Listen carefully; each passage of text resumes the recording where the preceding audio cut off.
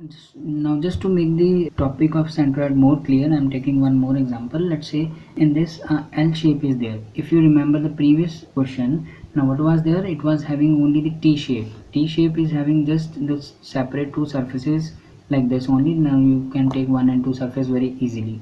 But this is this second case, L shape, no separation line is there. It is just a single surface only. Now how to solve this type of problem? Again, I have told you in that type of question what we do. First we take the origin. Let's say we have taken the origin, this point is origin. Now it means this will become my x-axis and this will become your y-axis.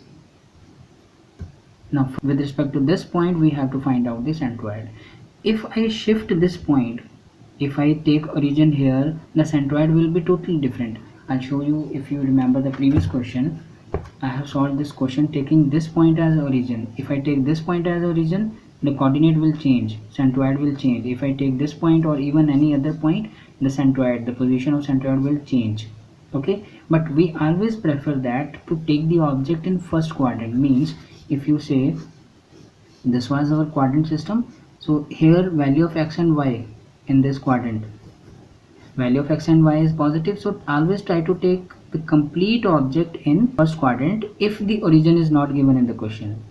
Avoid taking in second or in any third or fourth quadrant because the values will go in negative. So avoid that. Just always consider if origin is not given in the question, take the object in first quadrant so that all values should come in positive. Now we will solve this question. It is given here. Now in the last question I have told you take the origin, draw the xy. Now in this we cannot make any axis, not even horizontal, not even vertical. We cannot make any axis about which the object is symmetrical. Means we have no geometrical symmetry, so we cannot say the value of x bar y bar directly by taking the geometry. We have to find out. So I will first write the formula.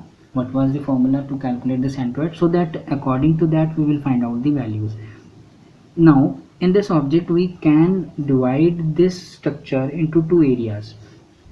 Now there are two methods. Either you can take this vertical line here, means this will be the first area, or you can take a horizontal line. It's your wish, only the calculation will change. Let's say I have taken this as area 1 and this as area 2.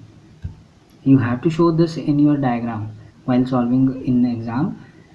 Now there are two areas I can say. So the what will be the formula? X bar, that is, I will not go for summation form. I will directly say a1 x1 plus a2 x2. I will not go further because only two areas are there, divided by a1 plus a2.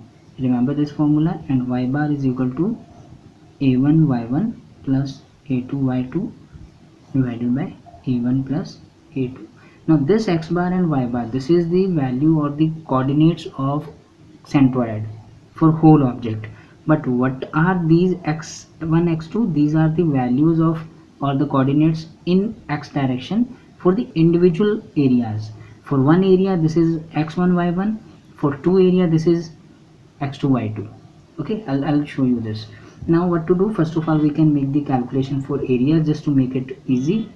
So area 1, now I will not give the name. You can give the name to the rectangle and do in that form also, but if you want to make it easy you can do in this way. Again, area 1, this is a rectangle, this I have taken area 1. So what is that? Length into width. So 80 into 20, that is what? 1600. Now we always take the value in mm. If units are not given, take it in mm. Now what is the area 2? Now you cannot take the area 2 up to this, you have to take the area 2 up to this only. Okay, so what will be the length here? 100 minus 20, so length will be 80 for that also. And what will be width? Now width is not given here, what to take? If 20 is given, you have to take same 20 rotated, means throughout 20 width is there. So again for area 2 also the same values are coming, 1600 mm square. Now this is the area 1 and 2 which is required. Now we will go for separate x1 y1. Now let's say for area 1, I am calculating for area 1, what will be the value of x1? Area 1, value of x1 means in the direction of x from y where the centroid will be. Now again take only the area 1, this is a rectangle where the centroid will be. its centroid will be, if I draw, just to teach you I'm making this axis, do not draw in the exam, this will be the centroid just as per the symmetry. So where the point will be in the direction of x from y, it will be just 80 by 2. So this is 80 by 2 means this will be 40 mm. And where will be y1 in the direction of y from x-axis, so where the point will be, it is 20 by 2, that is 10 mm. This is for area 1. Now same we will do for area 2. Always remember this, even when you are taking the separate areas a1 a2, you have to find out the values with respect to origin. No doubt we are taking separate area 2, centroid will be with respect to origin. So what will be now, x2 means in the direction of x from y-axis where the centroid will be for this rectangle only. Again we will take the centroid like this. Okay, I'm again telling you, do not make this in exam, just to teach you I'm saying. This is the point of centroid for individual area.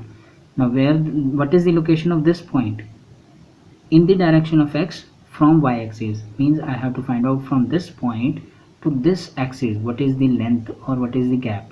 So how can I say from this to this, what is this, 80 minus 20 means from this to this it is 60, 60 plus 20 by 2.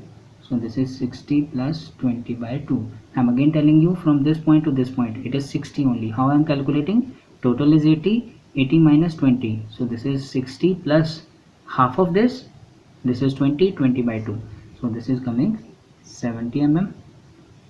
Same we will calculate y2. What will be y2? Y2 means position of the centroid from x-axis in the direction of y. So means in short I can say I have to find out this distance. What will be this distance? It will be from this to this, directly we are having 20. Okay, I'm writing 20 plus, now from this to this what is the distance, 80. Total is 100, 100 up to this it is 80. So 20 I have taken directly, but from 80, half of 80, because in this rectangle where the centroid will be mid, so half of this, that is 80 by 2. So 20 plus 80 by 2. So what is the value? It is now coming 60 mm. Now we will fill the values in the main formula. So we will find out first x bar, that is coming a1. a1 and a2 are same, so you can directly put a1 1600 into x1 40 plus a2, again it is 1600, and x2 70 divided by a1, that is 1600 plus 1600. I will calculate and write the value. What will be y bar? Now y bar is this a1, again 1600 into y1. What is y1? 10 plus a2 1600 into y2. This one is y2 60 divided by plus. I have calculated the value of x bar. It is coming equals to 55 mm, and I have calculated this and it is coming equals to 35 mm. So this is the position of centroid for the complete object. So in this way you can solve any question using the same method.